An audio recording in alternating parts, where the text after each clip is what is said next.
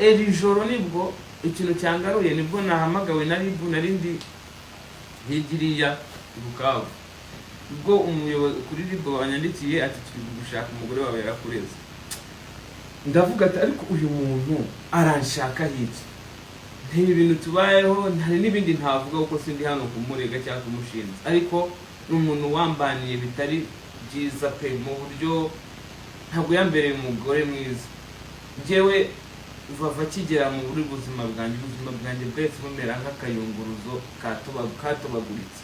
Buri kintu cyanjye cyose cyahise kijya ku gasozi, ubwambure bwanjye, amabanga, uburyo nkoramo ibintu, nkagenda nkasanga inshuti zanjye zifite amakuru ntazi, kumbi ariko sinicinga. So icyo kintu cyo kujya kundega rero yakubisa agatoki ku kandi ati uya mpano ubuzima bwe ngomba kuburangiza. Sibyo nibyo, ubu mu mwaka umwe Vava mu mwaka umwe yakuyemo inda 3. Nkamvuga ati uyu muntu wenda ashobora kuba ari kwanga kubyara muri zino situation z'ibi bibazo by'amavideo, kamureke simushyire kuri pressure, mureke.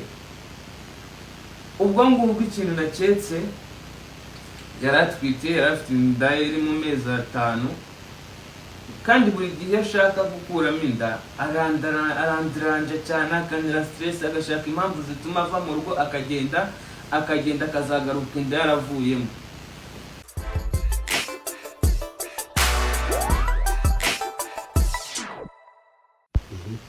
Muraho neza, ni Florier Werizagwira ya mpano wako.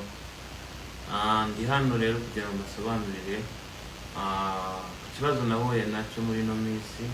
Ni byinshi twagiye duhura nabyo, ariko byinshi byabayeho. So njyewe rero nagize ibibazo, igitekerezo cyo gushaka umugore, hura n'umukobwa turaganira, mubwira yuko nifuza yuko yazambera umugore.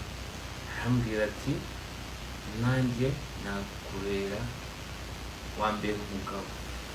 So ikintu cyabayeho ni amakosa, ariko nanone je numvaga atari amakosa kuko numvaga ni umuntu mukuru, kandi ndi umuntu mukuru, ntabwo naza n'umugore ntashoboye inshingano z'urugo, ntabwo naza n'umugore nashoboye kubaka urugo. Ariko ikintu cyabayeho, umugore yaje mu buzima bwanjye, nteranya n'inshuti, nteranya n'abavandimwe, mu buryo ntabasha gusobanura mvuge ngo yarambwenga nguriya, ariko yankorera gutuntu, namwe murabizi muri abantu bakuru, ku buryo ancomekanya n'abantu. Ibazeho umuntu ageraho akwangisha ababyeyi. Ibyo twarabirenze, ndavuga ati okay, niba udashaka ababyeyi mu rugo iwacu, n'ubundi ababyeyi ntabwo aribo banyubakira, ninjya mbakumbura nzajya kubasura, si ngombwa ko baza hano. Muzi ibintu byose byabayeho, twagize gutya duhura n'ikibazo, video ijya hanze yacu, cyo turi mu gikorwa cy'abantu bakuru, ariko mu by'ukuri iyo video yabaye intandaro y'ibintu byose. Umugore ntabwo yongeye kunyumva, umugore ntabwo yongeye kunyubaha, mbese video yayigize icyitwazo n'ikikango cyo kumbwira uko nitwara kose, umaze kwiyereka n'ukora ikintu cyo cyose nzagufungisha. So nagerageje uko nshoboye, shaka inshuti, mfite manager wanjye witwa James, aba muri Amerika, yaramaze iminsi aba mu Rwanda. Mpamagara James, mpamagara mu rugo, turaza twiga ku bibazo bya hano. Ndababwira ati rero ikintu cyiza kitera akaduruvayo mu rugo rwa hano, si uko turwana cyane, ahubwo tuba turi kuganira ku bintu runaka tutari kumvikana, umugore akavugira hejuru nk'aho ari gutabaza. Nkamubwira nti ariko kuki cyo kuvugira hejuru, wajya uvuga gake niba ushaka ko dukemura ibibazo, ukareka kuvugira hejuru. Ibyo byose twarabirenze. Noneho tuza kwiha umwanzuro wo kuvuga yuko umuntu niyongera gukora ikintu kitasobanutse icyo ari cyo cyose, buri umwe wese azavamo. Vava njyewe nagiye ku kazi nk'uko mubizi ko kuririmba. Ngeze ku kazi nkahurira n'ibibazo, challenge z'akazi zarizo zose, bigera mu masaa 9 naramuhamagara, ariko mu by'ukuri nta rundi rwango nari mufitiye. ntari nsinzi aho musize ndi gukoresha buryo ki bushoboka ngo ntahe. So kandi urabizi ko gufunga ari mu masaha 8. So rero amasaha yadufatiyeho nkiri guperforminga. Icyo gihe rero yarampamagaye ndamwitaba, ariko ntinumva afite uburakari bwinshi. Ubwo kwita nshaka uburyo ndaza ngeze mu rugo sanga afite uburakari bwinshi. Ndamubwira ati ariko se uba wibuka ko njyewe iyo mvuye hano nari ngiye mu kazi? Ese njyewe nari ngiye mu kabari? Ese mbese mbwira ikintu nari ndimo. Arasara, biba ngombwa bya bindi nababwiraga byo kuvugira hejuru. Ndamubwira ati ariko ukeneye mani kujya uceceka ukavugira hasi. Ubwo nari ntangiye kujya nkeka ko ibintu nta kongera gutongana. Ubwo mwanzuro dufashe ni uko umuntu uzongera gukora ikintu cy'ubugoryi agomba guhunda umwanya undi. Ubwo nanjye ikintu nakoze nahise mfata inzu ndayifunga, ndagenda njya ku irebero. Ngiye ku irebero, ngeze ku irebero umuturanyi barampamagaye ati ariko se kuri kwimuka? Ati njyewe se ndi kwimuka? Ati uri kwimuka? Ndababwira ati njye ntabwo ndi kwimuka, urabona hano hari ibintu hano harimo imitako, ibiki, ibitanda, ibintu byose yaratwaye.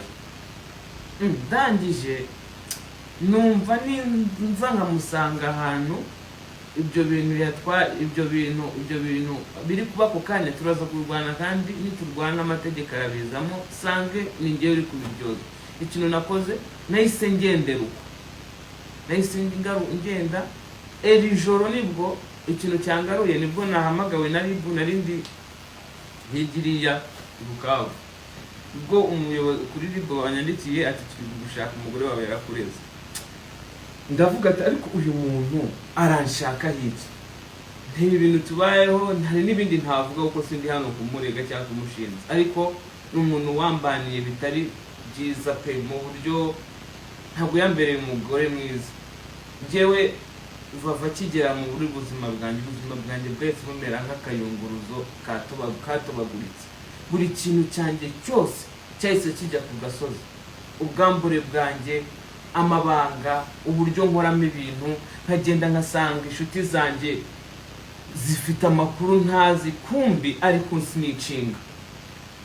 So icyo kintu cyo kujya kundega rero yakubise agatoki ku kandi ati uya mpano ubuzima bwe ngomba kuburangiza. Sibyo nibyo. Ubu mu mwaka umwe Vava mu mwaka umwe yakuyemo inda 3. Mwamwe mwumva icyo kintu. Ibyo bintu mbirengaho ndakomeza ndamukunda. Nkamvuga ati uyu muntu wenda ashobora kuba ari kwanga kubyara muri zino situation z'ibibazo by'amavideo, kamureke simushyire kuri pressure, mureke. Ubwo ngubwo ikintu naketse yaratwite, yarafite inda iri mu mezi 5, kandi buri gihe ashaka gukuramo inda arandiranja cyane, akanira stress, agashaka impamvu zituma ava mu rugo akagenda